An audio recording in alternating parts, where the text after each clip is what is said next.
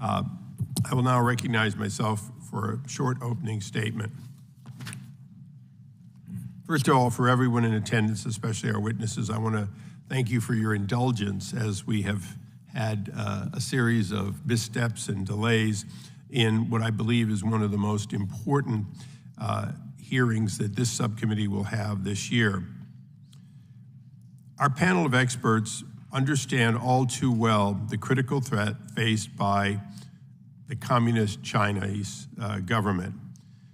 I always say the Communist Chinese government so as to differentiate it from the government in Taiwan, which at one time was known for disregarding patents, trademarks, and the like, but has done an about-face over the last several decades, and now is very much part of a community that is responsible in its actions toward intellectual property.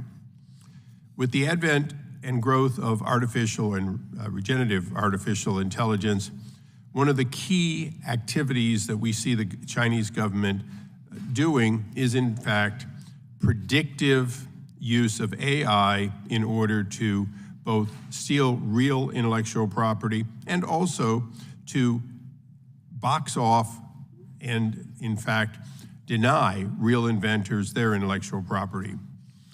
The cyber warfare conducted by the Chinese government is not new. In fact, the Chinese military itself has divisions that exist both to steal military secrets and commercial activities. In the coming years, AI will pose a transformative relationship to all industries, but it also will particularly affect cybersecurity. A supercomputer that can break any code, a supercomputer that can anticipate changes, and the like, can in fact completely neuter existing cybersecurity systems.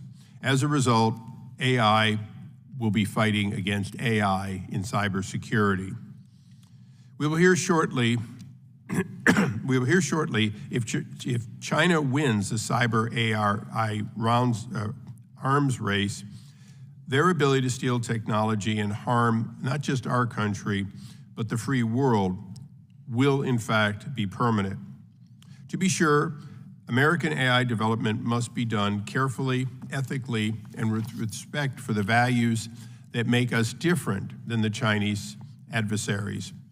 But today's hearing should make clear to everyone how important the 21st century arms race is, not only to Republicans and Democrats, but to all Americans, and particularly to those who want to be the inventors and the innovators of the future.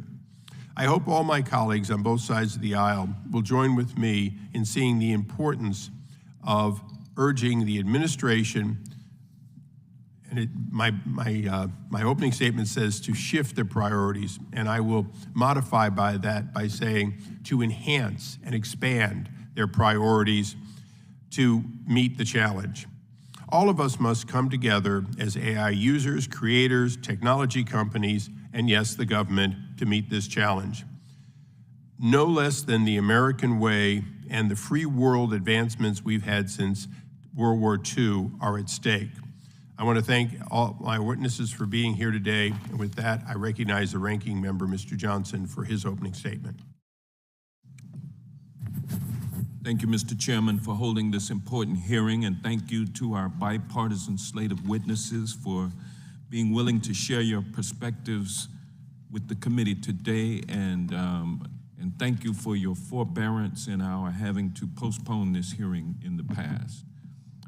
Americans cannot pick up a newspaper without a near daily reminder that artificial intelligence, or AI, is transforming the world as we know it. With a few keystrokes, a layperson can generate an image indistinguishable from a photograph. It can make a business plan based on AI-driven supply chain predictive analysis, or write code for a new application. Langston Hughes may have died over 50 years ago, but sitting here today, I can ask ChatGPT to write an original poem in his style. AI innovations have sparked necessary debate about intellectual property protections for both the owners of the massive quantities of data used to train AI models and the authors of final products of AI-assisted works. But the disruptions to society don't end there. Looming behind labor disputes lie questions about the future of work when AI is used by the powers that be to replace writers, technicians, and auto workers. I'm committed to working with my colleagues across the aisle to protect creators, inventors, and intellectual property rights overall, while encouraging innovation and invention. But we are here today to talk about just one of the many ripple effects of AI innovation, how AI is being used and can be used in the future to augment China's strategy towards the United States. As a global leader in AI innovation, the People's Republic of China, or PRC, is in a unique place to deploy AI before many other nations. But if the PRC chooses to use AI to increase its authoritarian hold over its own people, to advance its cyber espionage strategy, or to interfere in its neighbors' elections, such actions will undermine competition and innovation, not just in China, but around the world. Since the PRC entered the World Trade Organization 20 years ago, it has endeavored to gain American data, intellectual property, and our nation's secrets. Cyber intrusions from the Chinese government or affiliated groups have successfully infiltrated the United States Department of Justice, our military bases, and businesses across the country. The adoption of AI only increases China's ability to continue these tactics. So far, China has tested swarms of AI-powered drones, used AI-generated propaganda to target U.S. politics, and stolen AI technology from U.S. companies. Experts disagree as to how far China has advanced in AI development. Indeed, many argue that AI innovations are happening so quickly that it is difficult to know what the technology can and cannot do at any given time. But there is a consensus that the United States, with its broad array of businesses, strong intellectual property protections, and widespread investment in scientific research, is ahead of most other nations. Many Americans believe that it is incumbent on the United States to lead. I'm one of them. But leading in development alone is not sufficient. The European Union this summer took steps to regulate artificial intelligence by passing draft legislation that the EU is calling, quote, the world's first comprehensive AI law, end quote. Even China has issued interim guidelines to regulate the use of generative AI in theory, if not in practice.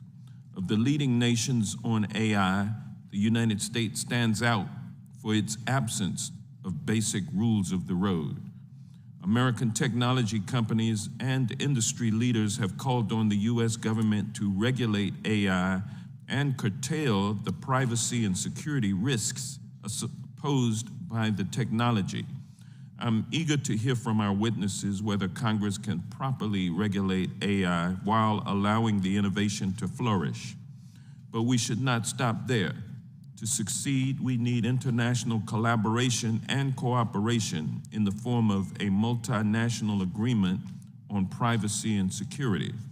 It is only when the leading nations on AI, including China, agree to AI intellectual property, privacy, and security principles that we can take full advantage of the benefits AI promises.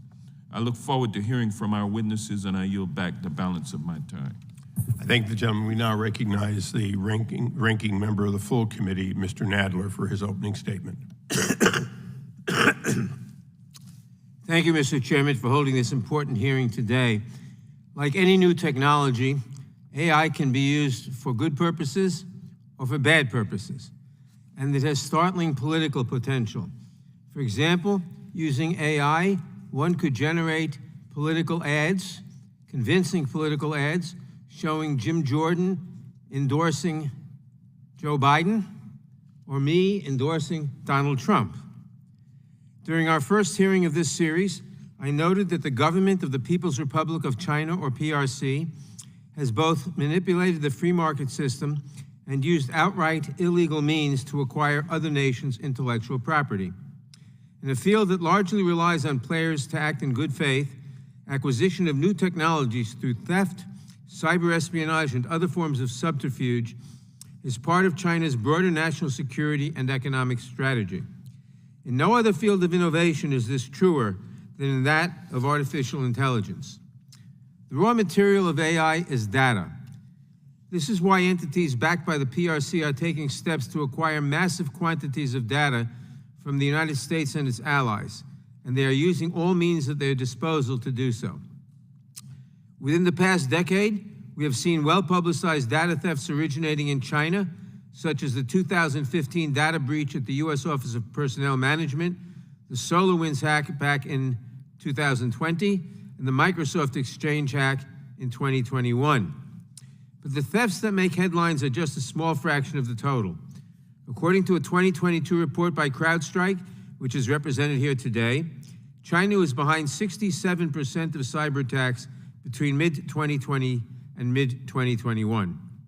Because the Chinese government exercises authoritarian control of the country's economy, many companies in the PRC are state-affiliated, maintain close ties to military and state security services, and are susceptible to state coercion, or all three. This blurs the lines between public and private collection of Americans' data. Chinese affiliated actors are buying data from commercial data brokers.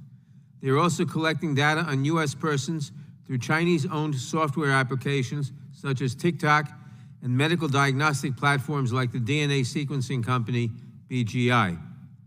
Even as the Chinese government attempts to gain access to as much data as possible from the United States and its allies, Chinese officials have taken legal and regulatory steps to limit access to data that originates in China. And they have implemented controls that prevent the export and use of such data outside the PRC. Their goal is to gain an unfair advantage over other nations, first by obtaining greater quantities of information, and then by using that information to create new AI capabilities. The widespread acquisition and deployment of AI by China has implications for the world at large. Using the power of AI, a hacker can scour a network for so-called zero-day vulnerabilities in seconds. An espionage agent tasked with spreading disinformation can create a video that appears to show a domestic political dissident or a foreign political leader confessing to a crime or endorsing the wrong candidate, as I said before. A police state can track persecuted groups and quell dissent, as the Chinese government has already done with members of its Uyghur minority. Until now, the PRC's influence campaigns have mostly targeted its own people, focusing on sources of internal friction, such as the status of Taiwan and COVID-19. For example, the DNI found that China did not attempt to influence the 2020 presidential elections. But many experts agree that posture is swiftly changing, which means that the threat posed by China's development of AI is growing. Recently, the New York Times reported that in an attempt to sow discord within the United States, China used AI-generated images to spread conspiracy theories about the Maui wildfires that caused the deaths of nearly 100 Americans. Whether these particular deepfakes were successful remains to be seen, but the danger is unmistakable. Addressing that danger begins with understanding the full nature of China's artificial intelligence strategy and the steps Congress can take to help address the threats posed by it.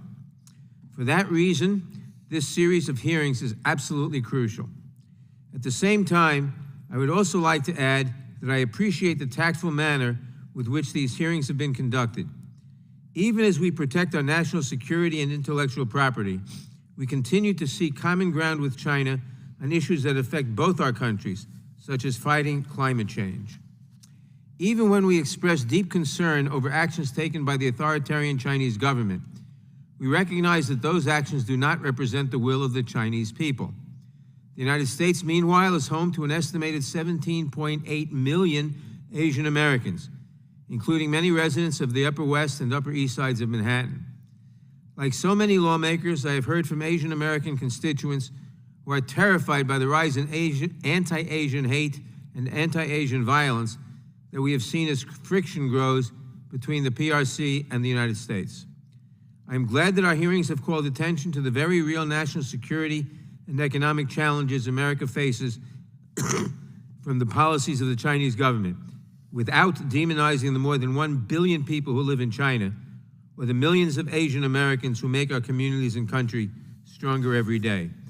I am hopeful and confident that our important work will continue, not just in this hearing, but in the weeks and months to come. Thank you, Mr. Chairman. Now I yield back the balance of my time. I thank the gentleman. Without objection, all other opening statements will be included in the record.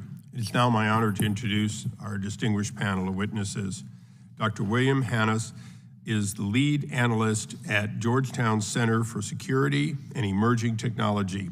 Prior to joining CSET, or CSET, he was a member of the Senior Intelligence Service at the Central Intelligence Agency, where he served as an expert on advanced technical projects and was the 3-time recipient of the McCone Award for Technological Innovation. Dr. Hannis has also served as assistant professor of Chinese at Georgetown, while concurrently serving with the CIA's open source enterprise.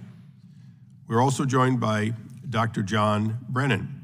Dr. Brennan is the general manager, public sector at Scale AI.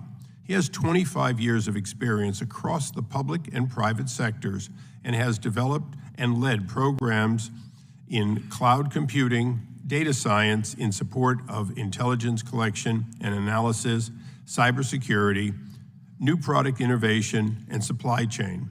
He has also served our country in the United States Army with the Central Intelligence Agency and the Office of the Director of National Intelligence.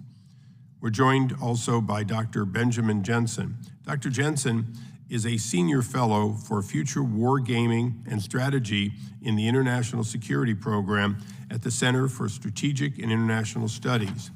He is also a professor of strategic studies at the Marine Corps University School of Advanced Warfighting. Dr. Jensen has worked with the Defense Advanced Research Projects Agency of the Marine Corps, Warfighting Lab, NATO, and the U.S. Army, and a range of other government agencies and foundations to develop war games and scenario-driven exercises. Mr. Robert Sheldon. Mr. Sheldon is the Senior Director of Public Policy and Strategy at CrowdStrike. Where he leads corporate engagement on a variety of U.S. federal, state, and local government policies, programs, and initiatives. He runs CrowdStrike's election security initiatives, serves as its company's representative to the Joint Cyber Defense Collaborative and IT Sector Coordinating Council, and heads the Congressional Affairs practice. Mr. Sheldon also serves as an adjunct professor lecturer on international cybersecurity policy at the American University School of International Service. We seldom have this much, rephrase this, on this side of the dais, we never have this much intellect, and even among our distinguished witnesses, you all stand out. Pursuant to committee rules, I would ask that you please all rise now to take the oath. Raise your right hand. Do you swear or affirm under the penalty of perjury that the testimony you are about to give will be the truth and correct to the best of your knowledge, information, and belief, so help you God? Please be seated. Let the record reflect that all witnesses answered in the affirmative. Please know that as witnesses, all of your written statements and collateral material you wish to give us will be included in the record. So with that, I would ask that you limit your actual oral statements initially at 5 minutes to allow plenty of time for everyone to speak. I will mention, and I apologize, that there has been scheduled a conference for the majority at 11 o'clock. That does not mean we'll necessarily adjourn at that moment, but it does mean that members will be a little rushed, and we'll try to get as many in as we can before that. So with that, we go to Dr. Hannis first for your 5 minutes. You're recognized.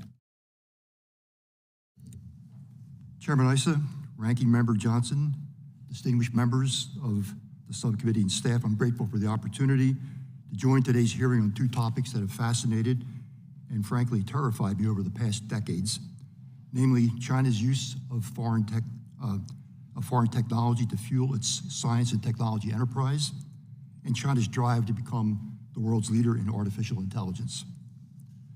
I'm a founding member of Georgetown University's Center for Security and Emerging Technology, where I work with a small team to identify threats posed by Chinese AI. Prior to that, as stated, I was with the CIA, where I managed open source exploitation of Chinese S&T materials and built a program to track China's transfer of US technologies. These efforts culminated in 2 books on Chinese industrial espionage and China's quest for foreign technology, which became de facto handbooks, and the recent volume, co-authored volume, Chinese Power and Artificial Intelligence, a comprehensive look at Chinese AI.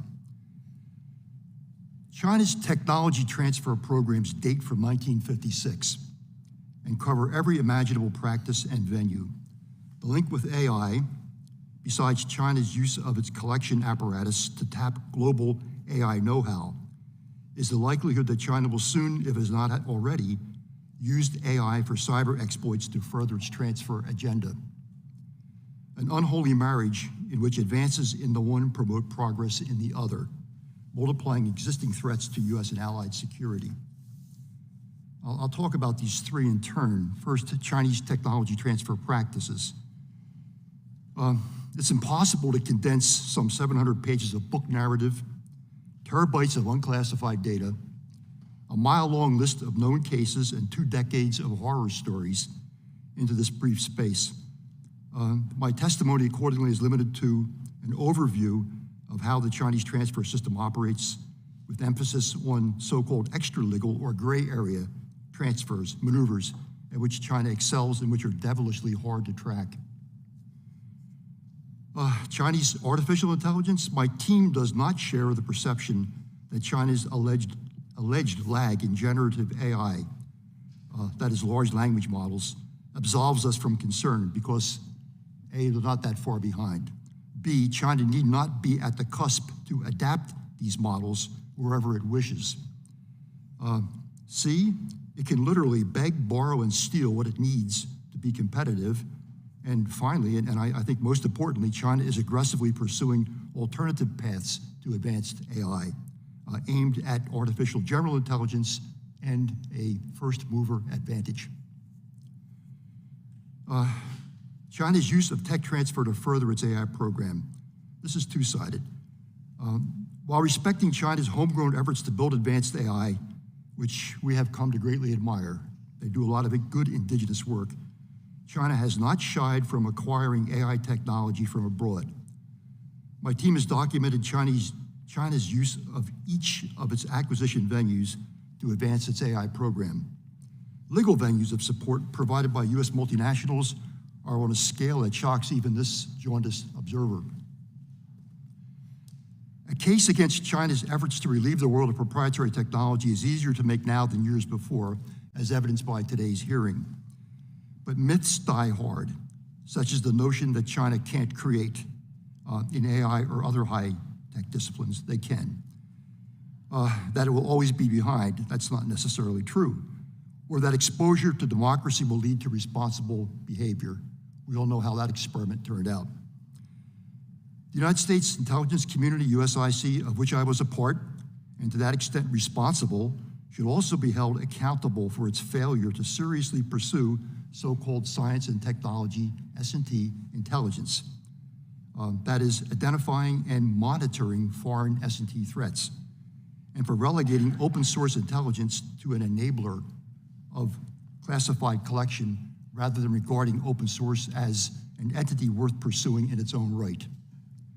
In sum, I'm arguing that you can't make good policy if you don't have good data. Our efforts to monitor foreign science and technology, inherently an open source exercise, are frankly pathetic. They're worse than useless because these cosmetic efforts are seen as evidence of measures in place where there are few or none. China, by contrast, runs a world-class open source S&T intelligence network with a staff, by their admission, of more than 100,000 professionals. That is light years ahead of us. Accordingly, I recommend establishing an entity within the US government, for lack of a better name, a National Science and Technology Analysis Center, outside the USIC, or if that is impossible, as a standalone unit directly within under the Directorate of National Intelligence, to collect, analyze, forecast, give timely policy support, and, as needed, help mitigate or interdict foreign S&T threats. Since China's ability to appropriate technology is part of its S&T posture, the center would also track these transfers using unclassified data and tradecraft honed by open source experts. As for the threat to US IP generally, we've appended to our written testimony some 18 proposed legislative and institutional remedies to this that address the problem in a nuanced fashion. That's all I have to say. Thank you. Dr. Brennan. Chairman Issa, Ranking Member Johnson, and members of the Subcommittee on the Courts, Intellectual Property, and the Internet, thank you for the opportunity to be here today. My name is John Brennan, and I joined Scale AI in April to lead our public sector business. This work puts me at the crossroads of AI development, government adoption, and its proper governance structure. Supporting the federal government is deeply personal to me. I come from a family with 5 generations of service to our nation. I've always felt a strong commitment to ensuring the U.S. leads the world in adopting next-generation technologies that support our democratic values. Scale was founded in 2016 with the mission of accelerating the development of AI. Scale creates training data, fine-tunes, red teams, tests and evaluates the leading frontier large language models and computer vision system. This puts us in a unique vantage point to best understand the development of safe, secure, and trustworthy AI for the public and private sectors. While AI is more accessible today, this does not mean the technology is new. Despite years of global investment in the development of these technologies in the US, China has a clear lead in certain areas of AI technology, such as computer vision for facial recognition. This is concerning because China is using the technology to suppress the Uyghurs and surveil its population. The US is ahead when it comes to large language models and generative AI, though this leadership is at risk. Since 2020, China has launched 79 large language models, launched tens of national AI labs, and has been heavily investing in both the compute necessary to power AI and the engineering talent to develop it. Additionally, this year alone, the Chinese government's investment into AI is at $14.75 billion, which stands in stark contrast to the administration's FY24 proposal for $5.5 billion in federal AI spending. It is critical that the AI is developed and trained in alignment with democratic values. Currently, the best LLMs are developed by some of the leading US-based engineers, and the data they are trained on reflects our democratic ideals. If the US does not continue to invest in developing generative AI, we risk letting the ideals of the Chinese government drive AI development around the world. It is imperative that the United States maintains this momentum if we want the most transformative technology of this era to reflect our leadership. The US has always led the world in adoption of new technologies, and AI will be no different. But when it comes to governance, it is better to be right than to be first. To do this, we must work and lead the development of AI through governance frameworks that enable innovation while putting in place the proper guardrails. Globally, there's no shortage of proposals being generated and passed, and all boil down to a key question: how do we know that AI is safe to deploy? Scale firmly believes that the best way to ensure AI safety is through active and constant data fine-tuning, through reinforcement learning with human feedback, red teaming to expose vulnerabilities, and then applying a risk-based approach to test and evaluate to ensure that the AI is safe to deploy. These evaluation methods can incorporate ideals that are critical to protect, like property rights over copyrighted materials and other intellectual property. For these reasons, the administration has recognized the value of red teaming and test and evaluation, both in the voluntary commitments that more than a dozen leading companies, including Scale, have agreed to, and through their support for the DEF CON 31 AI Village Red Team event. Beyond putting in place the right mechanisms to ensure the development of safe and responsible AI, Congress must play a role to help enact the right governance structure. In the United States, we have also seen actions that are helping to establish the right foundation. The 2019 AI Executive Order was a key step to help get our federal agencies ready to adopt AI. More recently, the release of the NIST AI Risk Management Framework, a blueprint for an AI Bill of Rights, and the Biden-Harris voluntary commitments are essential precursors to any comprehensive legislative package. Like other emerging technologies, it's also important to first understand any deficiencies within the current or existing laws.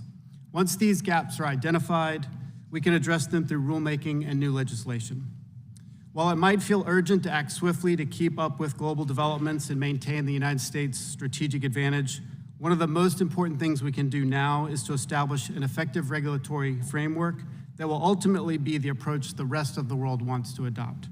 Thank you again for the opportunity to be here today, and I look forward to your questions. Thank you. Dr. Jensen. Chairman Issa, Ranking Member Johnson, distinguished members of the subcommittee. I'm going to build off some of their points, and I'll be on time because you have 2 Army officers in a row, so you're welcome for that. Honestly, Go Army, beat Navy. Oh, I had to do it to you, sir. No, honestly, I'm kind of envious when I look at you as legislators. You're sitting at a critical moment in history, and just separate all the noise for a second and think about the task at hand. If you get this right, if we get this right, you set the foundation for economic growth, prosperity, and protecting free markets and open societies for the next generation. So I'm honestly humbled as a citizen to even be part of helping you have that dialogue. And I thank you for continuing to draw attention to it. Although now I'm going to be a bit of a downer and talk about the Chinese Communist Party and economic warfare, because it actually can't. We can't separate, your responsibility to us as a nation from someone actively trying to undermine it. So I don't think this competition needs to turn to conflict, but it will almost certainly continue to see networks of operatives wage systematic cyber espionage campaigns. Put simply, China is trying to cheat its way into the top of industries in the 21st century. The intellectual property they don't subsidize or buy through shell companies, their cyber spies will steal. It would be foolish to think their quest for dominance in AI would be any different. And let's start with the facts on this. According to the Dyadic Cyber Incident and Campaign Dataset, an academic dataset that studies cyber statecraft, the Chinese Communist Party, and leading the PRC, is the world's most egregious actor in terms of cyber espionage, targeting private firms and linked to stealing intellectual property. Since 2000, China's been associated with 90 documented cyber espionage campaigns against rival states. That's 30% more than Russia, to put that into context. And I know we all know Moscow's not the good guy there. The actual number is likely higher, and each instance sees multiple businesses targeted and overlapping priority industries that's specified in the Made in China 2025 plan. They're targeted, they're deliberate. The scale of the theft is just staggering. A survey of chief financial officers estimates that 1 in 5 U.S. corporations has had their IP stolen. Just think about that for a second. 1 in 5. And I'm sure there's another one that's just not saying. Some of the leading generative AI systems, in fact, come out of nonprofit research labs that grew out of tech accelerators and not Fortune 500 companies. And why that's important is if you're a small veteran entrepreneur, I know Representative Klein has done work on that. If you're a small business and you're scraping by to make payroll, are you really buying high-end cybersecurity to protect yourself? They have to make hard choices, and frankly, our most innovative companies are the 44% of our economy that's in small businesses that are most at risk from the world's largest thief. I want you to imagine for a second a young startup using generative AI to develop entirely new chemical compounds and materials that could support the green economy. Communist Party-linked advanced persistent threat groups could scan the internet for key technologies of interest. I mean, you can openly look up, as you know, patents, and where VC money and patents kind of come together is a good indicator. And then they could just go ahead and steal it. The case is not far-fetched. In 2014, a U.S. grand jury indicted 5 agents of the People's Liberation Army for hacking Solar Worlds, a firm that was about to release a revolutionary new solar cell. Every entrepreneur with a new idea for applying generative AI to solve a problem is a target for the largest authoritarian regime the world has ever seen. Even more disconcerting, APT's link to the Communist Party could seek to undermine cloud computing and chip infrastructure the new AI economy will rely on. Imagine an entirely new form of economic warfare in which hackers poison data sets and digitally sabotage data centers in rival state. Again, this is not as far-fetched as it sounds. In 2023, a network of still unidentified hackers, I think we have a good idea who they might be, gained login credentials from major data center operators. The strategic logic of corrupting rival states' data will only grow as the Communist Party keeps data inside China. Therefore, the question before you is, what can Congress do to protect American businesses in this new era of competition? I'll conclude with a few thoughts. First, there is no cybersecurity without cloud security. Generative AI models require access to large data sets and computer power to learn. Helping companies find ways to protect their data without stifling innovation is a critical national security challenge. If we thought of national security in terms of cybersecurity along these lines, the loss of hundreds of billions of dollars in IP theft would be unacceptable. It would be the equivalent of every ship in the Navy sinking each year. Second, we have to probably get to what you heard my colleague talk about, to think about how would you go about regulating the gray space used to actually support tech transfers. This isn't just an AI issue. We have American chips and Shahed drones that are hitting Ukraine and hopefully don't hit one of our other major partners and allies. And then third, and this is going to get hard, how do you, without overstepping, actually give grants to small businesses, what CISA does to the .gov, that actually help them secure their own networks so they can focus on being innovative. In closing, competition is inevitable, conflict is not. And I think that we can make sure we keep this as competition and not conflict if we maintain the strength of our economy through protecting small businesses and the innovation that drives America. And I thank this committee in particular for really taking a lead on that. Thank you. Mr. Sheldon. Chairman Issa, Ranking Member Johnson, members of the subcommittee, thank you for the opportunity to testify. The People's Republic of China presents significant threats to U.S. national interests today. This subcommittee, in the previous hearings in the series, has done an admirable job of highlighting the scope and scale of these threats. From the military and diplomatic arenas to all areas of economic and trade relations, the U.S. faces a formidable set of challenges. CrowdStrike, as a leading U.S. cybersecurity company with global visibility, has a useful vantage on Chinese actions in this space. As a technology, threat intelligence, and services provider for the federal government, as well as a commercial provider serving major tech companies, 15 of the top 20 largest U.S. banks, and thousands of small and medium-sized businesses, we confront all manner of cyber threats. As a brief primer, CrowdStrike tracks threat actors according to three primary motivations: nation-state, criminal, or hacktivist interests. When we develop sufficient visibility on these groups to identify or attribute them, we assign them a code name. Under the system, Chinese government-related threat actors are referred to broadly as pandas. Individual groups receive specific names like Judgment Panda or Vanguard Panda, which often derive from community-based identifiers. These groups are numerous and prolific. Out of over 220 named actors CrowdStrike tracks, at the time of this writing, over 50 are panda groups. For scale, that exceeds the number of groups we track from Russia and North Korea combined. It's clear that some panda actors are quite capable. For example, in July, Chinese threat actors once again exploited authentication flaws in a major software company's office productivity and email platform, this time resulting in threat actors' unauthorized access to the email of 2 cabinet secretaries. Under slightly different geopolitical conditions or adversarial objectives, these incidents could have enabled scaled destructive attacks. The nexus between cybersecurity and artificial intelligence isn't new, but the intersections are increasing and diversifying. For most of the history of the cybersecurity industry, defenses were primarily reactive. An organization would be breached. At some later point, and sometimes much later indeed, malicious artifacts from that breach would be recovered and disseminated among the security community. Vendors would periodically update signatures in their products based on those artifacts, which would limit their impact going forward. When the artifacts changed, even slightly, the process would start again. Starting approximately a decade ago, CrowdStrike pioneered an approach leveraging machine learning and AI to enable more proactive defense. The innovation focused on detecting anomalous behavior in a chain of system events. A tiny software agent deployed to endpoints would stream hashes of system events back to a secure cloud environment. AI and machine learning applied against the data in the cloud, as well as AI deployed on the agent itself, would work in concert to detect and prevent threats in real time. Crucially, this approach would work at scale, even for completely novel threats. Today, defenders also leverage AI for vulnerability management, robust identity threat detection and response, and a host of other use cases. For our part, most recently, we've created a capability leveraging large language models, or LLMs, to provide a natural language interface to key cybersecurity tools. This will radically simplify and speed up work analysts do daily and make certain cybersecurity roles more accessible to people with different skills or less formal training. Of course, adversaries will also leverage AI. Threat actors have expressed interest in a number of areas. These include crafting more persuasive lures for phishing attacks, vulnerability discovery, exploit and malware development, bulk data processing, and deepfakes. I've included more detail on these threats and others in my written statement.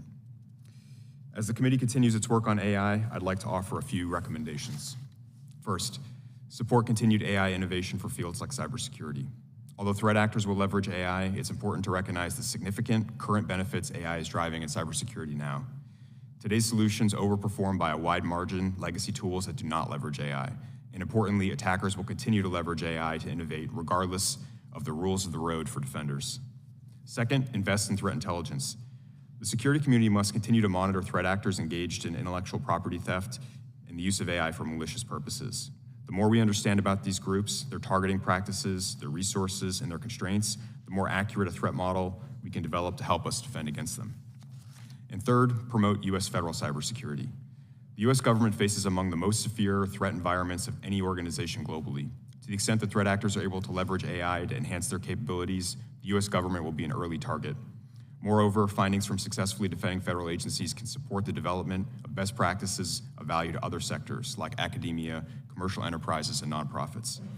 Thank you again for the opportunity to testify today, and I look forward to your questions. Thank you. I want to announce to everyone that shortly after 11 o'clock, we've agreed on a bipartisan basis, we'll take a recess of approximately an hour. So if our witnesses can indulge us by having an early lunch and plan to be back here around noon, our intent is to begin coming back, and I'll reconvene. There may be an intervening vote that we'll have to leave for, but if at all possible, I want to get everyone an opportunity to ask their questions. This is too important to not find a way to get it done today. With that, we go to the gentleman from Virginia, Mr. Klein. Thank you, Mr. Chairman. I thank the witnesses for being here. This is a timely topic and some harrowing scenarios that have been painted here, Mr. Sheldon, Dr. Jensen. I want to ask Dr. Brennan, you stated that China has also started to craft its own AI governance framework that requires adherence to Communist Party principles. Can you describe those principles? Yes, it's very specific, Congressman. Thank you for the question. They have language in the draft regulation like you cannot use artificial intelligence to subvert the government, and you cannot use it to promote any principle other than those that the Communist Party agrees to. So it's very oppressive and very counter to the ideals that I think we all hold, and it's very transparent. How does a U.S. company collect and prepare data for AI training, and how does this compare to how Chinese-backed companies collect and prepare AI data? Thank you for the question, Congressman. First of all, we start with the rule of law and respect for intellectual property. We use contracts to define the relationships between our customers, the large language model builders, and the services that we're providing, which is helping them create exquisite training data sets, whether it's for a large language model or for the self-driving car industry. And the customers are responsible for ensuring that they have a legal right to the data that they're sharing with us for labeling and annotation that we perform that's part of either the training process or the test and evaluation process. And the Chinese-backed companies, how do they compare? In general, I think from the open source information and from our recent warning by the Five Eyes intelligence leaders yesterday, China is engaged in a broad, organized espionage effort against intellectual property around the world. They take that data and information and give it either to their ministries, defense organizations, or to the state-owned companies that are acting on their behalf. Are U.S. companies taking appropriate steps to protect their IP and data collection? And if so, can you describe how they're doing so? I think this is improving. As a victim of the OPM hack that took all of our security clearance database several years ago, we're all keenly aware of the risk that cyber actors play. It's important that agencies like CISA and the Department of Homeland Security continue to have the education and awareness programs that they have to teach small businesses, universities, and schools how to have proper cyber hygiene. A good colleague of mine even recently was a victim of ransomware in a family business. So it's happening all the time. It's a persistent threat, and we need to think about it like changing the batteries in our smoke detector. It always has to happen. You've spoken today about how China acquires foreign high tech, including investments or acquisitions of companies and PRC-backed venture capital funds. The Congressional Research Service recently addressed this topic in an article related to light detection and ranging technology, also known as LiDAR. The LiDAR market is advancing quickly, and PRC firms are advancing in this area through access to the U.S. market and technology. Would it be fair to say that LiDAR integration is a risk for both computer vision systems as well as generative AI? As you know, the United States regulated the remote sensing industry for a number of years and has loosened that. And we've all benefited from global positioning, satellite capabilities to drive around. Self-driving cars and other industries use full motion video, LiDAR, and other technologies to create the computer vision models that they need to perform well. I could imagine, if I put on my former hat, that information like that would be an attractive target to the Chinese Communist Party and the People's Liberation Army. So like all of the other data that's used in the self-driving car industry, it's a high bar for safety, and those companies are keenly aware of the security that they need to apply and leverage some of the leading security capabilities, as you'll hear about today, I would imagine. So LiDAR data could be used to train AI or make real-time decisions with generative AI based on the training data it's been given. So the generative transformers that Google invented in 2017, we've mainly seen applied to language so far, but it could be applied to other data. It's a large matrix, and I think we'll see more experimentation in other modalities in the coming years. And what concerns do you have that China could use data compiled by LiDAR systems to acquire sensitive information and use this information to conduct military or industrial espionage to gain operational advantages? In warfare, things like understanding the terrain and weather can be classified as secrets. And so any sensor, LiDAR or otherwise, that helps you understand the general condition or terrain is an important asset, and we would need to protect it in the United States. Thank you. Yield back. Thank you. We now go to Ms. Ross. Thank you, Mr. Chairman and Ranking Member, for holding this very important hearing. I also serve on the Science, Space, and Technology Committee, as do a couple of other members of this subcommittee, and we're exploring this very issue. I understand the potential of AI to launch our country into a new era of innovation. For example, I've heard from healthcare organizations in my district. I represent the Research Triangle area of North Carolina, about ways that AI has revolutionized their processes, from analyzing large swaths of medical data to informing research to help doctors more quickly log patient data. I also recently read an article about how AI has helped with breast cancer detection and been more accurate even than human detection. Our country has been on the cutting edge of science and technology for decades. And I know that in order to maintain that position, especially when facing competition with China and other superpowers, we need to harness the power of AI. That said, we should not sacrifice individual privacy and intellectual property protections purely for the sake of outcompeting China. Just because China is willing to forego the rights of individuals and creators in the name of competition does not mean that we should lower our standards and risk driving innovators away from our country. Dr. Brennan, access to vast amounts of unique data is critical to achieving high-performance AI models. Can you describe how disparate policies around data collection and access play a role in our competition with China? Thank you for the question, Congresswoman. I think what's important for us to preserve, as you outline, is the checks and balances we have in the public sector on government activities, whether it's the institutional review board process for experimentation with human subjects or the sort of classification methods that we use for our intelligence data. Each of those rules was set up in a time and place to protect not only the civil liberties that are related to them and the rights, but also the public service or the public good that's trying to be articulated.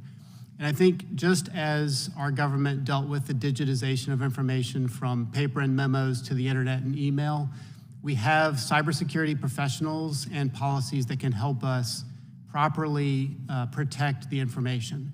Now, there is, I think, still a need for the government to feel more open to experiment. Too frequently, we meet with customers and they have this fear that somehow if they bring data together, it will have a different level of classification or something like that, and it just slows down the ability to even experiment. We've seen this time and time again in my own career, and so the government should also continue to encourage proper experimentation with good risk management approaches, such as what NIST has outlined, so we can keep innovating and get the benefits that you identified, such as for medical and healthcare. Thank you, Dr. Brennan. And Dr. Jensen, building on your testimony, as Congress considers proposals for AI regulation, including new agencies dedicated to AI licenses, transparency requirements, and compensation for IP holders, and much more, what do you believe is the best way to balance responsible regulation with maintaining our competitive edge? Well, thank you for your question and your dedication to this on both committees. I would just highlight for you before I answer that, actually healthcare and public health were the second most targeted thing for Chinese IP theft. So I tend to take maybe a bit more of a free market approach to this, meaning that we have good checks and balances and classifications and we can actually submit licenses. But what you're hearing my colleagues say about doing the right thing and creating overly cumbersome processes really has to be at the forefront of your mind. And the mantra we use in my own work on this are standards or strategy. If you set the right standards and the right framework and you let market mechanisms respond to those standards, it becomes a public good that allows for the greater exchange of ideas. And ultimately, as we're seeing, we can't keep having a technological revolution if we over-regulate or curb it before it gets started. So I think the really hard task for you all is, what is that balance? What does it look like? What is that licensing framework? If I, as an entrepreneur, have to spend more money on lawyers to basically submit it and protect myself than I do to hire research scientists, I probably have the wrong balance. I think one very simple first step is there some mechanism to help small entrepreneurs get tax credits or incentives to actually protect their own IP? It's their baby. They want to protect it, so help them protect it so we can keep moving forward. Thank you, Mr. Chairman. I yield back. Thank the gentlelady. We now go to the gentlelady from Pennsylvania, Ms. Dean. I thank you, Chairman and Ranking Member. Thank all of our testifiers today. It gives all of us great pause over where we are going, where the globe is going on AI, its regulation. I guess I'll start with you, Dr. Brennan. You talked about that China has a lead on facial recognition and a little bit of a lag on language. Talk about how they are using the facial recognition. You talked about the Uyghurs. And what can be done in terms of governance? What can be done to interrupt the maluse of facial recognition? Thank you for the question, Congresswoman. It's fairly pervasive down to the primary school level, where facial recognition is used in classrooms to monitor and track every moment of a student's day. It extends into the public spaces when people are walking around the streets. There's constant monitoring and then facial recognition. Obviously, that's not the kind of world that we would want to live in, although computer vision can help with accident avoidance and also in disaster response. So I think the key is to continue to go back to the principles that we rely upon in the Bill of Rights and the protections that the House and Senate have afforded us all as citizens as we find ways to experiment with computer vision and other uses in our lives. And I think that's the situation we are in compared to China. And you talked about in your testimony and your written testimony about governance. coming up with a framework of governance, not being first necessarily, but being right. Can you, for a layman, explain what that governance best looks like?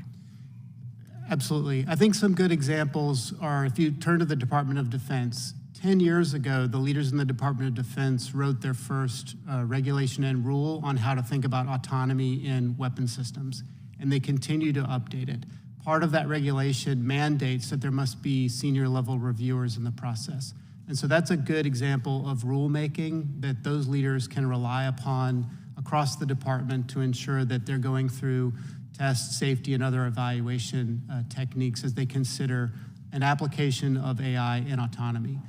And if you work your way down through the executive branch, we've had a series of executive orders. We've had a draft AI Bill of Rights from the administration recently. We've had voluntary commitments from large companies, and most of it centers around ensuring that humans are in the loop and that there's a rigorous test and evaluation process. And so if you have at least those three legs of the stool here in the beginning, I think we're going to be off to a good start in any of the experimentation an agency or department's engaged in. Thank you, it's very helpful. Dr. Hannis, the final thing that you mentioned in your testimony was develop a separate science, I missed your working name for the Science Center. Could you elaborate on that a little bit? National Science and Technology Analysis Center, I agree, that's not going to make it. Oh, around here, big long names like that work. They don't work for me, but. This has been proposed. This has been proposed more than once, and no one ever objects to it. That is outside of the intelligence community. People think it's a good idea. The arguments are pretty straightforward and pretty compelling. You know, if you want to understand what's happening globally in science and technology, your best source is open source by far. 95, 98% of what's available, you know, you can get through unclassified information. You know, I have seen reports written by the intelligence community that are based almost 100% on open source, and they add a classified snippet here and there, you know, to justify their budgets and whatnot. But the truth is, for S&T, you know, it's all in open source by and large, and we're not prosecuting it. We're not looking at it. I mentioned the number. I'm not exaggerating. This is right out of the horse's mouth. 100,000 people or more that are dedicated professionally in China to pursuing this one discipline. Frankly, I could count on. There were times just one hand, the fingers of one hand, how many people in our community were looking seriously at Chinese S&T. So there's a big disparity. The problem with the intelligence community is that, you know, they understand the issue, they acknowledge it, pay lip service to the fact that it needs to be done, but at the end of the day, they're focused more on current intel. They always have been. S&T is by and large long-term. So that's one problem. The other problem is even those within the community that recognize the value of open source itself tend to regard it more as an enabler of the intelligence, the ints that they are budgeted to support. Using open source, for example, to support human targeting or SIGINT, queuing and tipping, that kind of thing. And they rarely go beyond that. I thank you for your answers. Thank you, Professor Sheldon, also for your recommendations, and Dr. Jensen, especially for your optimism. You're right, we are here at an important time. I think this committee knows that. Thank you. I yield back. Thank the gentlelady. We now go to the gentleman from Maryland, Mr. Ivey.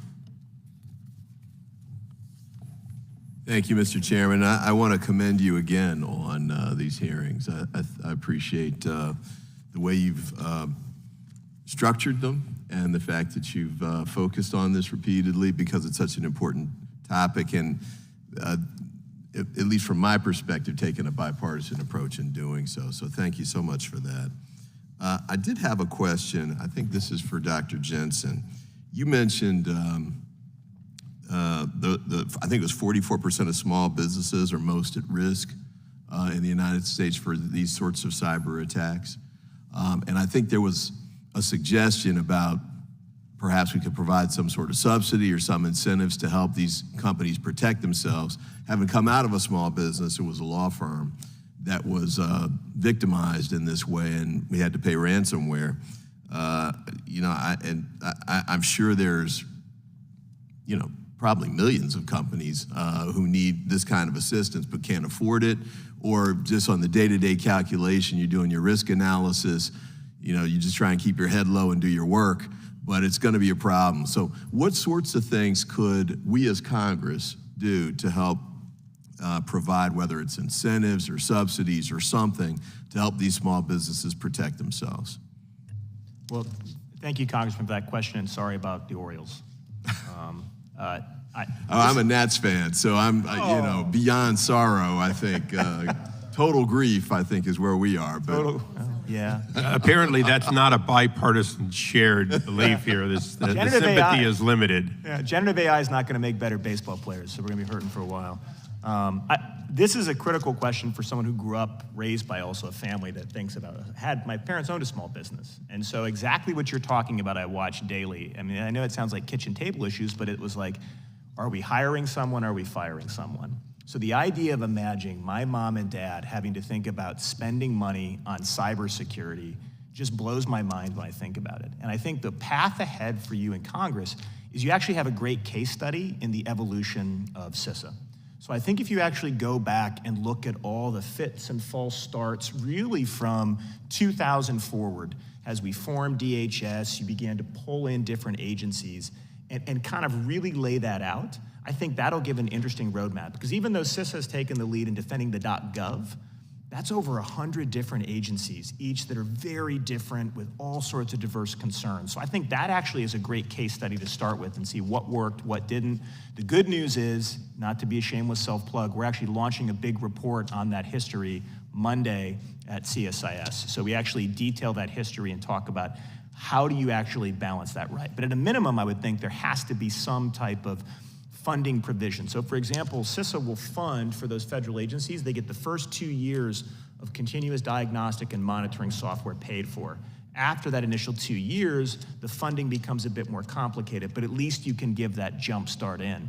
So it would be a question of how you fund it, what's the right tool, and then we can't pay for everything indefinitely, so is there like a sunset period? Is there a cost-sharing provision? But I think you actually have a good news story in how CISA's evolved and how you then could apply that to protect those small businesses, sir.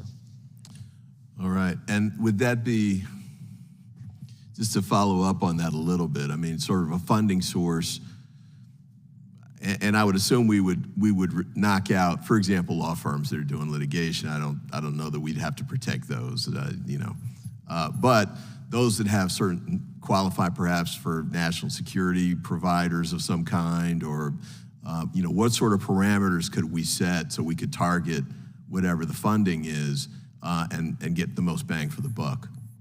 So I think there's a number of different ways you could go about doing this. One would be look at, I'm not saying we go full Communist Party, but what is our national list of critical technologies, and make the fact if you're in some way, shape, or form involved directly or indirectly with that list, you qualify. The other is to just closely look at universities. So I think the same logic actually applies to universities. The top 58 universities between 2002 and 2010 accounted for 37% of patents granted. Right? So you're going to have to help both small businesses who are going to do kind of like fast follower. They didn't build BARD or Llama 2, but they're going to be really creative in how they implement it. But you're also going to have to go upstream and look at those university ecosystems, because their budgets are getting hit every year. We're pulling money back at the state level. Private institutions are even seeing lower enrollment. So I think there's going to have to be, the funding source will vary by the type of innovation and then even by the type of institution. So it would be both small businesses and universities. I do think larger businesses, even though they're important, they can make those harder choices. But those are the two I'd be most concerned about, sir. And if I'm over time, but if I could ask just one last question. With respect to the larger companies who maybe aren't putting the money towards this that we would hope that they would you propose a certain set of standards that would guide them on that front, or should we just be requiring it at some level? How should we approach them? Great question again, Congressman. I think honestly that's already been set in motion with some of the requirements to report cyber incidents. And the question is less about how do you do it, is harmonizing who they report to. So if you're a major company and you're publicly traded, are you reporting to the SEC first about this, or are you reporting absolutely up how it should be through CISA to actually make sure there's visibility on that compromise. So I think you've actually done a good job across parties on getting that right.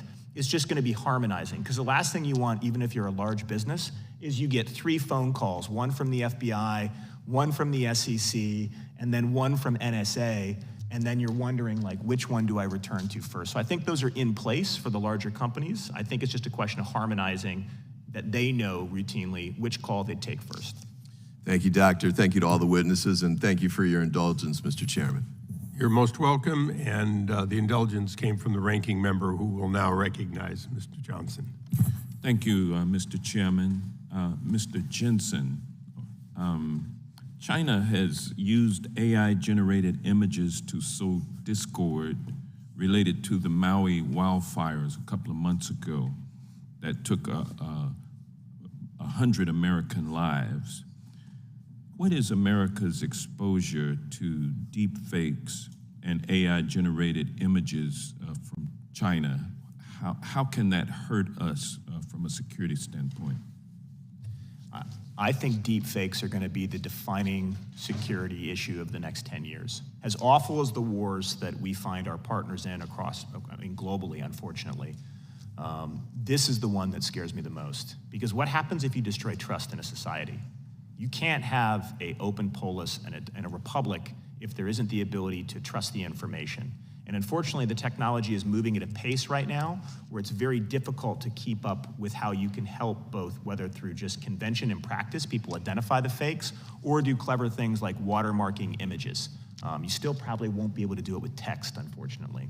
So I think that you're grappling with the core issue. And I would say that we've seen this too in some of the tabletop exercises we've been running. So as part of that study on CISA, we got together 60 federal and private sector CISOs, so from large federal agencies and large companies. And we then had 1,000 Americans, a representative sample of 1,000 different Americans play the same game. Both populations were more concerned about deep fakes than I originally anticipated. So I think both the general public is afraid and anticipated some of what we saw. We did these before the Chinese actually amplified the issues in Maui, and business leaders are. The question is, what do you do about it? I think it's going to have to involve a mix of both technological watermarking, so some requirement to mark images, and it probably is going to have to come up with something like the Motion Picture Association of America. Like, how do we start to have some independent body that certifies well-documented, fake things that are circulating? I don't know what that looks like, but I don't think it should be government necessarily, because that will quickly become polarized. But if you have some entity that can just allow people to know, hey, I think most people are actually good at heart. I take a Locke view, not a Hobbes view. So if you let them know they're inadvertently circulating fake stuff, I think a good number of them might back down. But they don't want to be kind of told by a stranger they're circulating fake things. So I think that's where you're going to have to get after it. I don't think we're ever going to stop China from doing it, though. So it's just a question of rapidly identifying, triaging, and make sure people understand it's fake. Thank you. Dr. Hannis, what role do you think government should play in making sure that deep fakes and AI-generated images do not do us harm, either national security or economically? Probably not the best person to answer that question, Congressman. My concern is not so much with deep fakes per se, but with the technology that supports deep fakes, and that is AI moving on to artificial general intelligence, which opens up a whole lot of other scenarios which we need to pay attention to. Deep fakes being just one. I'm more concerned with control discrete control at the neural level, which can actually happen. Okay, well, let me ask that same question of Dr. Brennan. Thank you. Thank you, Congressman. I think we've already started to see companies highlight this potential risk, and indeed Alphabet has got a new rule that says if you're going to do a political advertisement and you're going to use generative AI, you need to disclose that to the viewers. So there'll be a combination of things that happen in the marketplace because people want customers and they don't want to harm their customers. But it will be important for the intelligence services and law enforcement to carefully monitor foreign groups that are perpetrating these activities and pursue them through all means necessary. And we should expect that there will be more of this China saw what Russia and Iran attempted in previous elections, and we should just expect it all the time now. Thank you. Mr. Sheldon? Thank you. Yeah, I agree with the other panelists that this is a problem that likely could get worse before it gets better. I'm encouraged to see some experimentation, both with people who are producing generative images, like the utilities that have created to do that, and with how some of the social media networks are promoting the ability for users to tag materials that are shared that may be generated. I think we need to have some more experimentation like that, as well as potentially some tools that operate as registers where people can identify content they've made and associate it with a date, time, creation, and intention, so that people can look at that sort of thing after the fact. They see something that looks suspicious and verify whether it exists on such a register. So those are some of the ideas the community is playing with now. And if I might, Mr. Chairman, just one final question. Dr. Hannis, earlier this summer, the Cyberspace Administration of China released guidelines for the adoption of generative AI technology, which included new requirements for how algorithms are built and deployed, as well as for what information AI developers must disclose to the government and the public. What is the significance of those regulations? I think they're trying to do two things. Part of it's for show. They want to get out in front and demonstrate that they are that the Chinese government is aware of the problems with AI and controlling it. On the one hand, on the other hand, I do believe that they are sincere. The Chinese government is aware of its citizens' concerns with privacy, and are trying to address it because they recognize this as a popular issue.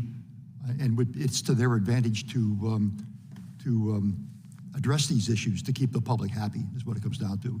So, part of it's two-sided, like I said. On the one hand, they're demonstrating to the world that they care. On the other hand, they're demonstrating to their own population that we hear your grievance and we're doing something about it. Thank you. I yield back. Thank you. I'll now recognize myself for a round of questioning. Dr. Hannis, this committee enjoys a number of pieces of jurisdiction, and not every question being asked today is within our jurisdiction. But one that is clearly within our jurisdiction is whether we grant any intellectual property protection for copyrights, patents, or even trademarks if they're produced using regenerative AI or not produced by a human being in a substantial portion. Do you recommend that we adopt a policy of not granting intellectual property protection of that sort, specifically patents, trademarks, and copyrights? And if so, how would we enforce that? I haven't thought about that problem, no. If I were asked to think about it, as you're doing now, I think we need to accept the inevitable that generative AI, and I don't like to just look at that because we're really dealing with artificial general intelligence at this point. That's just one manifestation of it. It's happening, and many of the scenarios which were science fiction 20 years ago are being taken seriously now. They're talking about instead of 30, 40, or 100 years from now, in a couple of years from now, we'll be dealing with sentient artificial intelligence. So, we have to accept that that's going to happen and deal with it. Should we grant it rights? If it's sentient, we have to. I recognize that that's not going to satisfy a lot of people, but I'm inclined to think that China is right on this score, that we're heading toward a merger of human intellect and artificial intelligence that supersedes both. Dr. Jensen, I'll ask a similar question of you and sort of put your military and CIA hat on. Let's presume for a moment that one or more countries intend to collapse our intellectual property advantage, much of which is built on the back of intellectual property protection, particularly patents. And let's presume that that country, we'll just call it China for lack of a better name, ran its AI system for hours, weeks, months, producing patent claims of things which are not reduced to practice, but reduced to what appears to be reduced to practice, puts a name on it coming out of a lab, we'll call it Huawei just for a name, and in fact, boxes in with tens of thousands or even millions of claims, obviously costing a lot of money, but boxes in anyone who chooses to actually invent something, and then let's particularly assume that they license some and restrict many. Is that a scenario that if any of you were running war games, would effectively cripple other countries if you're first to strike? Well, thank you for that question, Chairman. And I volunteer openly before all of you to come run that exact war game on high-end economic competition with your committees, because I'm a big believer in the importance of that. And I've already done it with conference at offsite, but I think this is part We'll of— take you up on it. Deal, done. And I testified, so I have to. So this is, I would actually take your scenario and take it one step further. I think a lot of— It was already bad enough. Yeah, well, we're gonna make it worse, sir. So a lot of times we like to think about the history of military confrontation in terms of great men on horseback and decisive battle, but the more insidious side has always been political and economic warfare, and how states and loose networks of organizations constrict strategic choice and undermine economic productivity or even fundamental rights. So you've laid out a really compelling move where you use a combination of technology and our own respect for the rule of law to crowd out the space of any one entrepreneur, that even if it, with 10 years later in court, we realize that was just a phony patent generated by a bot. Heck, even the lawyer claim process turned out to be a fake AI person filing it online. It's already too late, right? I would compound that further with what really keeps me up is financial market manipulation as well, because there can be no innovation ecosystem if you don't have access to reliable capital. So I would put those two together and start to ask really hard questions about how do we actually create an environment that makes that difficult, and then probably in other Title 50 communities, what is that war in the shadows that denies the adversary the ability to make those moves, which I've talked about it in the written testimony. I think we did that in the early 80s with some of the software sabotage that helped the Soviets think twice about stealing American code. We may get back to that world, and I think that's not a bad idea. It's better than open confrontation, but it's going to have to be a multifaceted look at economic and political competition going forward, exactly along the lines you lay out, sir. Thank you. I'm going to ask one final question, and this one is clearly outside of the jurisdiction of any one committee, but it's, I think, a step that might happen in the foreseeable future. Government has the ability to create regulations or standards. Usually we do those in concert with industry. When we do them best, we do them in close concert and collaboration with industry. We also have the ability within that to require fitness or testing. We'll use the post-2009 stress testing of banks and so on. We haven't done that in cybersecurity.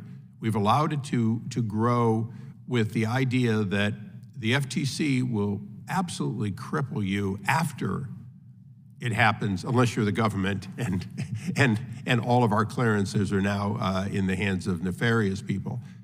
Should we do it?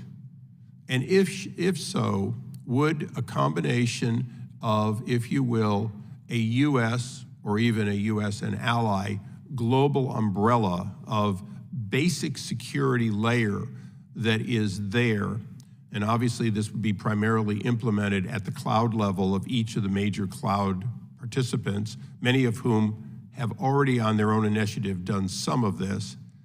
And then within the cloud community, currently we do not require, essentially we'll use Oracle or Microsoft or Amazon, any of them. We don't require them to look into the databases of their clients for fitness. And yet, because they're in the cloud and because that technology certainly could be implemented, these companies could have a basic standard of fitness that they would be able to do. The question is, should this be something that Congress looks specifically at and works in concert, Energy and Commerce and other committees, works in concert so that we develop those two tools, the umbrella of protection and the system of fitness? So the good news is, after I answer this, I actually know someone who might be sitting at this table who is an expert on the cloud. So I'll defer to the cloud part. But I think the stress testing, the key would be to do this before something like the 2008 financial crisis. And that's going to be a hard sell. But it's something we thought a lot about in the Cyberspace Solarium Commission. So I served as the senior research director on that. And one of the things that kind of lingered over a lot of those recommendations was always this idea of how do you actually work across multiple jurisdictions, even within our own elected institutions, but then also with your partners. And I think some of those are starting to bear fruit. So the first step was you had to put the ONCD in place to try to, as like Inglis said, be the quarterback. I think that's still playing itself out, but working across to kind of do that. The second level that they're just starting is really this idea of maybe not security cooperation, but cyberspace security cooperation, and not obviously the Cyber National Mission Force, but teams from DHS and FBI who work with partners. And in all of this, whether it's stress testing or red teaming, the key is, which is actually how Threat Hunt really got started, is to let smart people try to break your system so that you can learn from it. So whatever the form it takes, if you can just hold on to that and make people play in a way they're open. The benefit of this is the stress testing, because you mandate it, banks have to play. They probably pull their punches once in a while, but you know it, it's built up over time, you can monitor it. You would have to do something similar. The hard question on the stress test would be how many players? There's a massive cyber exercise that takes place every 2 years, that Cyberstorm that's run there. You'd need something like that, or even just to augment some of the requirements of Cyberstorm to get after it. But I think the stress test is a phenomenal idea, and I defer on the fitness of the data in the cloud, sir. Thank you, Chairman, for the question. If you remember back to your days in the Army, we had a lot of readiness exercises we would do to be ready, and prepared for these sorts of days when they eventually come. I think the cloud service providers have inherent incentives to make sure that their customers are protected.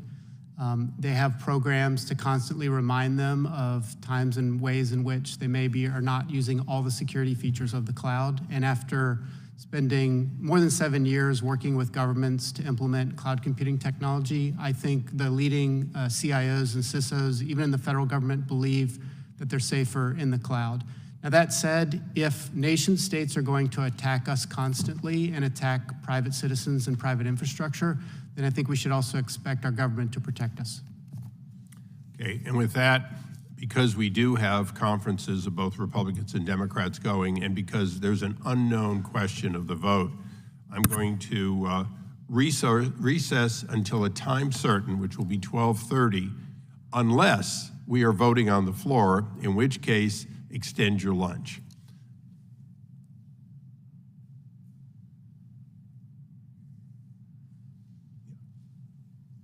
So with that, we stand in recess.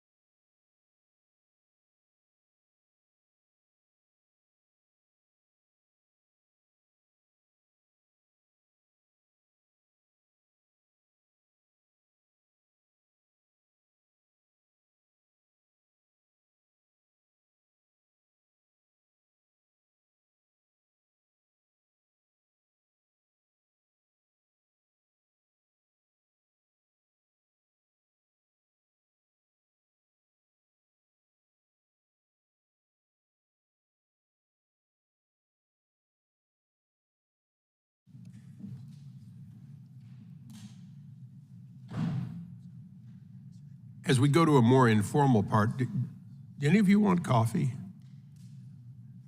We were just trying out your chow hall, sir, so I think I'm good. Okay, because we've got it in the back. I'm good, thank you. Okay. The committee will come to order. We'll now go into we don't know if anyone else is going to come back, but what you have to say is too important for us not to make the record complete. And so in spite of the fact we neither have a speaker, nor are we well organized and with adult leaders, this committee will attempt to do that. So I'm going to follow up with a couple of questions, but if there are things you want to get out that come up from previous questions and so on, we're gonna deal with this like an open forum to a great extent, and if other members come in, we'll recognize them as they come in. I want to ask you a broad question, and that is, if China goes unchecked on its current trajectory, what do you believe will be the result to American enterprise? And then the flip side of it is, if we are to act with legislation, regulations, and procedures, what are the most important among them, other than money, which is usually the answer that we get first? So we'll go in, starting with Mr. Sheldon. Thank you, Mr. Chairman. I'll constrain my answer to just a couple of topics that already came up this morning. First, I wanted to talk about promoting better defenses for people in small business. I think that was a really productive exchange. Just wanted to add a couple points. One is that it is the case that sometimes cybersecurity technologies just operate better at scale. In addition to being costly, it just helps to be able to build a big, mature security program that can operate 24/7 by 365. So one thing that we encourage for policymakers to do is think about how to make accessible things like managed security services, which can kind of bring down that level of maturity that you only usually find in large companies down to very small companies. So that's a thing that I would encourage for us. And I think it's worth exploring how we can use tax incentives or other tax mechanisms to be able to promote the adoption of those types of technologies in small businesses. And then the second thing, you asked a great question earlier this morning from my point of view on stress testing and thinking about how to get platforms to be able to govern the sort of areas of risk under their control. And I think that over the past 15 years, there's been an interesting change in terms of how we've thought about trying to do that. If you go back a long time ago, there was some discussion around using internet service providers as the sort of enforcement point to try and protect individual companies or individuals. And then more recently, we've seen some interest in getting cloud service providers to do the same sort of thing. Of course, in both those cases, there's a countervailing interest in protecting individuals' privacy and company interests as well. And that's why the system that we have now is largely predicated on people trying to defend themselves.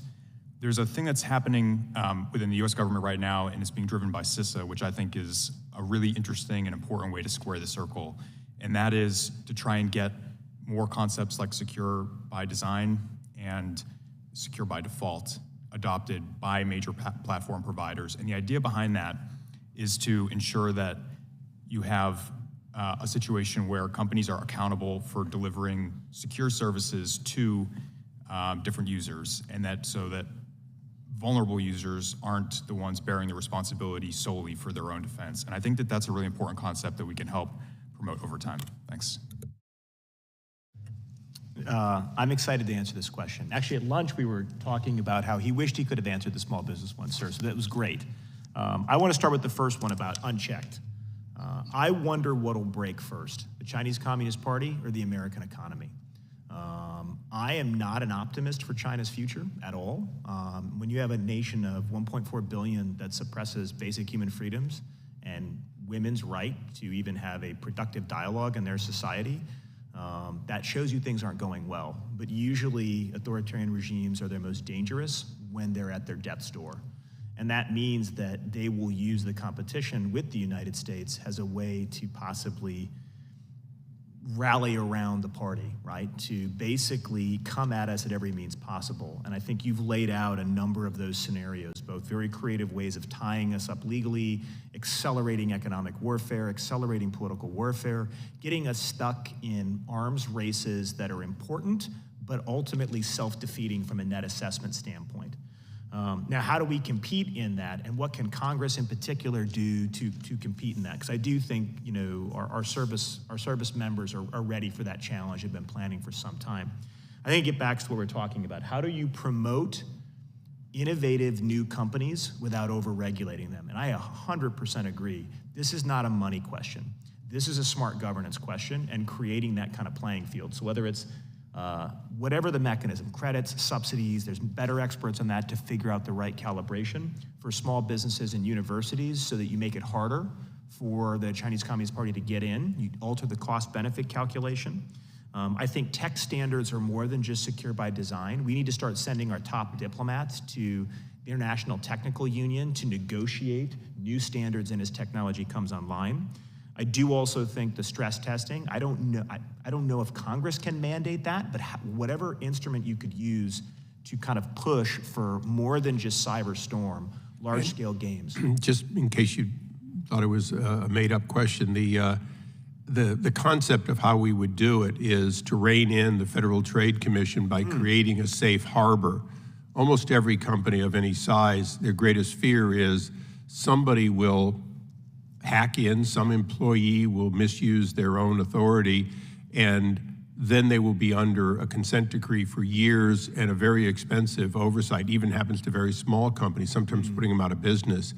So one of the questions we've had in the past, and again, not completely within our jurisdiction, was the Federal Trade Commission has a great ability, except if you're in government, to beat the living hell out of you after you've already been hurt by some sort of an event, but they do nothing or virtually nothing to tell you what to do to prevent it. They tell you, well, use best standards, you know, and it's like, well, if it fails, by definition, they're going to say you didn't meet whatever the best standards were.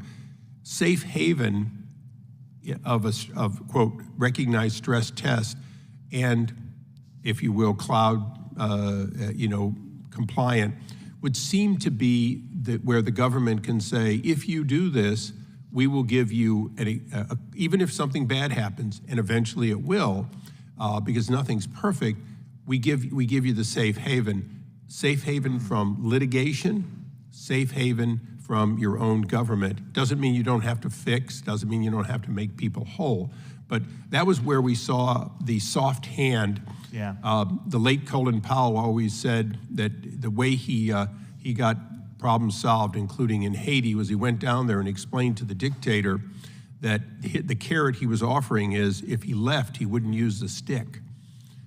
That is sort of what we're saying is we already have a stick. Let's find a way to tell people that if they meet standards, we won't be allowed to use the stick. So final point to build off that, I think there's something also then to pooling cyber statistics and having transparent data. So we for years have had the ability to have near misses reported anonymously to the FAA that lets aviation safer.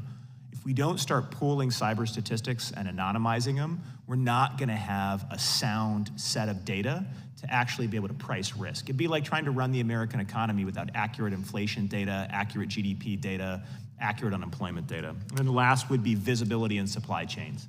And I defer to other folks on that, but how do I make sure that what we produce and is patent protected isn't being bought by front companies and given to our competitors? Chairman Issa, back to your first question about if China goes unchecked. I think as we look back on the end of the Cold War, there's one storyline that says the American economy bankrupted the USSR. And so you can analogize to a world where China tries to fight a war of economic attrition with all the waste, and abuse they can try to get into our system through cyber attacks, theft of, intellectual property, et cetera. So that's, I think, a very bleak side of the story, and we definitely have to keep investing in the institutions and government that protect us from that. On the more positive front, I think our public sector employees need more help. There is now advanced persistent threats that they face every day. The volume of information that they're trying to process on behalf of us all is orders of magnitude larger than what we imagined or had to deal with as young people. And they don't have AI-ready data. They just have data. So we really need to start working on the more than 700 AI-related initiatives that the agencies and departments have identified already. And they need to start getting experience around it, and especially how to apply modern security practices to this AI-ready data that they're going to create and the new applications that they're going to build to deliver better services to us all. In terms of ready in China, let me speak to what I think I know best. You're not going to stop the informal technology transfer that's happening. It's been going on since the 1800s, by some measure. It's become part of the national psyche. And it's not going to go away, unlike Japan and South Korea and even the United States, which once they became developed nations, technologically proficient, they stopped borrowing from abroad. But you're saying informal, so you're saying more universities who publish what they've done and then are shocked that it suddenly disappears into Chinese use. It's a term of art. Informal, extra-legal transfer, the kinds of, anything that we don't want to happen is being transferred. So you're talking about theft? Yeah, I guess so. Okay, I just want to make sure that, because obviously one of the things that we really do, we publish in New England Journal of Medicine, all kinds of things that are very valuable.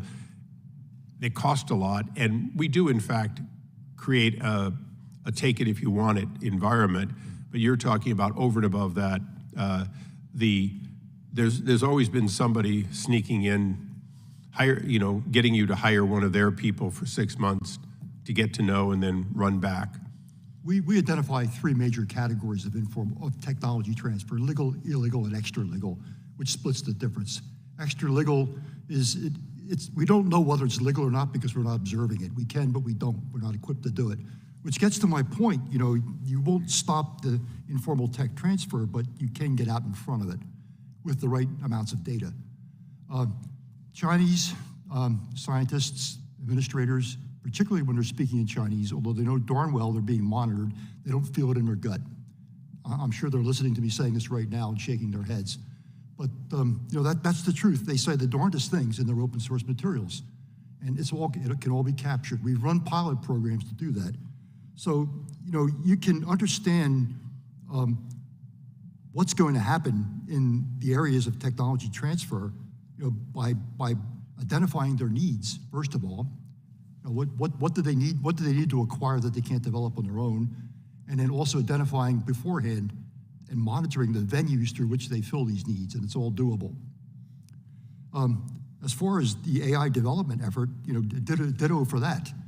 I can't say that I can recommend any policies for how to mitigate it. I'd be speculating, but what I can do is say emphatically that if you want to understand where they're going, you can't do it without data. And we don't have that data at present. We have snippets here and there from which we can extrapolate. We don't have a whole picture. I've got a follow-up question. Currently, what they call the BIS controls at Department of Commerce. It's a major undersecretary position. It controls export. It's your export control, if you will. But it's an export control for hardware, effectively. And when you look at software, things available on the internet, there isn't, in fact, a specific agency, and that agency is not charged with, for example, saying that this technology or time on this computer is, in fact, a national asset. So currently, if I'm sitting in China and I simply rent time on a generative AI computer, if you will, I can actually take what somebody else has developed, and it's fine. I'm just buying it. And yet, that could allow me to develop some of the most sinister items, even if I didn't have the capability in my home country. And I'm speaking of China, but I'm also speaking of non-state players anywhere in the world who simply have somebody that's willing to give them the dollars. What concern do you think we have, and how should we thwart it with, and I'm including non-state actors because I think we've concentrated on China, that's the primary, but I think this is a broader question of export controls on our AI capability? We'll go the other direction this I'll take time. a first crack at that. You know, I've seen so-called military technology control lists come and go. I don't personally think that there's much to be gained by putting together a list of technologies, hardware or software, you know, that are, quote, at risk, because they're almost always obsolete the time that they're published. On the one hand. On the other hand, you have to do something. You have to identify what you care about and what you don't care about, so where you know what to emphasize. But the bigger issue here, and you put your finger on it, is this whole notion of, you know, basic science. Where not stuff that's already patented, not hardware, not machinery, not weapons, but the technologies that are underlying that as they're in the developmental stage. You know, we for a long time as a country have drawn a line there. Correct me if I'm wrong, colleagues, but my understanding is that we have pretty much let that be open market, free reign. It's not something we want to restrict.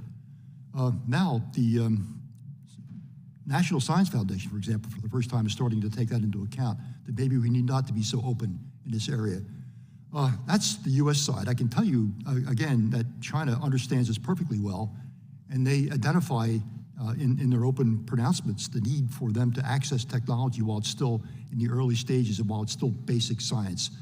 The one thing they don't really do well is basic science, and for that reason they're eager to acquire it. If I could add to that, I would say it's important to have this security mindset and overlay exist within each of our agencies and departments, especially as they think about the types of data and types of applications we'll need. Each agency and department is continuing to go through a digital transformation in many respects. And they ultimately are closest to how to properly protect and control this data. I agree with my co-panelists that we want to preserve an open society where people can study what they need to study, learn what they want to, and then create the inventions that we need next. But we should now be mindful of the fact that there is an active, persistent effort to try to steal all of that from us. And so organizations like the Department of Commerce, organizations like CFIUS and others really need to be close to this problem, and we need to rely upon them to come up with the right regulations and rulemaking because they're so close to the right disciplines and domains that they manage. Chairman, I think in two extremes, you've kind of heard it.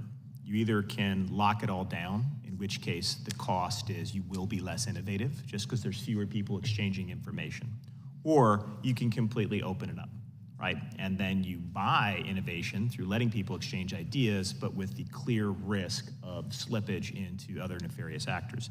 Obviously, those are extremes, and the challenge of legislation is how to find something in the middle.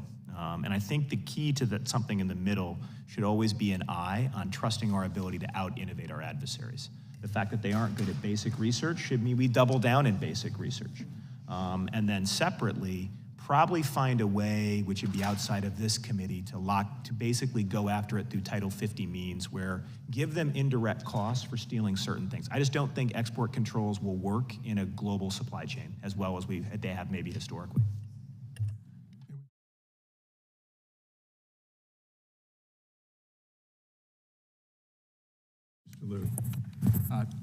Thank you, Chairman Issa, and thank you all to witnesses for being here. So there's this issue I was briefed on earlier where countries like China or Germany and so on will say, come to our courts and we'll enforce IP, and then the court will basically set or essentially agree to a worldwide rate for that IP. And so you have a Chinese court adjudicating disputes between a US company and let's say a Scandinavian company. Seems sort of absurd to me that happens, and I don't know why companies here would have to listen to Chinese courts, but it ends up there's this agreement that they have to follow. What do you say to sort of try to solve that problem? I guess congressmen all listen to a Chinese court when they listen to their own citizens. I guess the starting point would be, I think triadic patents are still an important vehicle, because otherwise if we let any one country just recognize the patent, we see what's happened in the past with those ridiculous curves where it's the number of patents granted by any one country. So I think finding ways to make sure that you have multiple country recognized versus any one country recognized and then held over the U.S. corporation or any U.S. entity that's being taken to task. Let me ask you this, are you generally aware of this problem that has started to occur now in countries like China or Germany or other places where they say, come to our courts and we're gonna set this worldwide rate?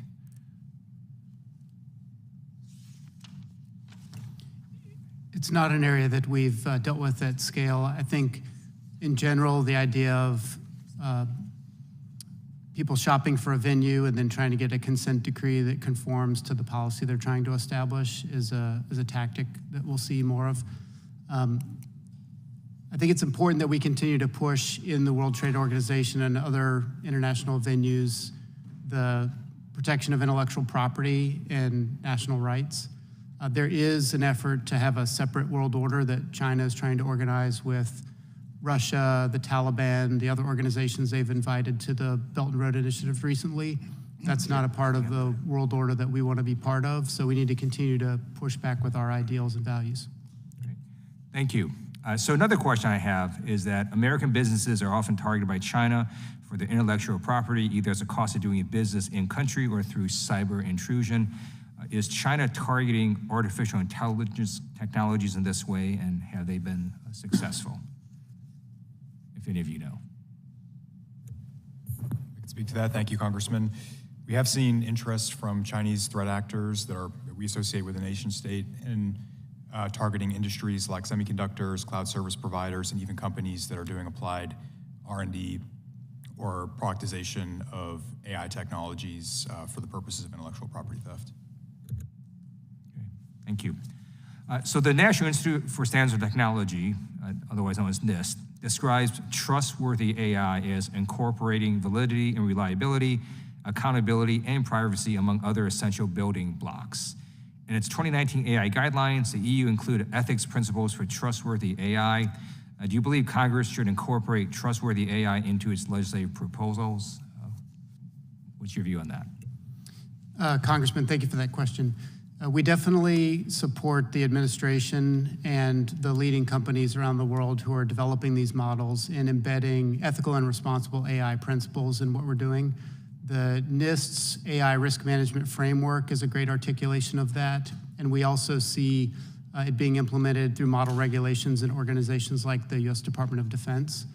And in order to really achieve ethical, responsible AI, it's important to have humans in the loop at every step and to have test and evaluation methods that rely upon benchmark tests that are often created by academic organizations or federally funded research and development corporations to ensure objectivity. Even if other countries like China, if they were to not adopt any sorts of guardrails or frameworks like what NIST has put out, do you believe the United States and specifically Congress should still do so?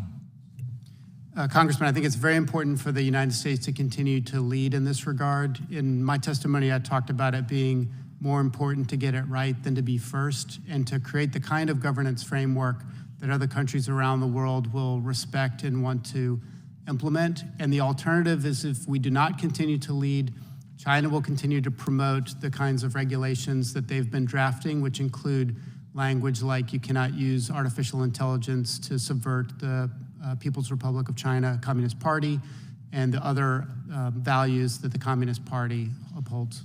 Thank you. And then my final question to Mr. Sheldon. How has China's acquisition of data through Chinese-based applications, purchases from data brokers, and cyber intrusions assisted the PRC in the development of artificial intelligence? And can you explain this strategy of mass data acquisition? Thank you, Congressman.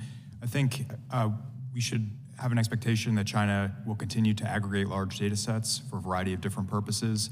In some instances, it could be the case that there are future use cases that they haven't even resolved yet, that they want to have data stores on hand. And obviously the advent of AI makes data that they have been able to aggregate much more valuable. So it seems clear that some of the data stores that they've targeted over the last number of years have informed counterintelligence use cases, R&D use cases, and other technological development, and then there could be future ones as well, and we should be alert for that. Thank you. I yield back. Well, a time often comes, even in our hearings, when they have to come to an end. I want to thank our witnesses for their testimony, as is the practice of the committee. We're going to hold open for 5 days for additional questions, if you'll agree to take them and respond. Additionally, any additional thoughts, including publications that you think would be helpful, if you submit them, we'll place them in the record. With that, I thank you again, and we stand adjourned.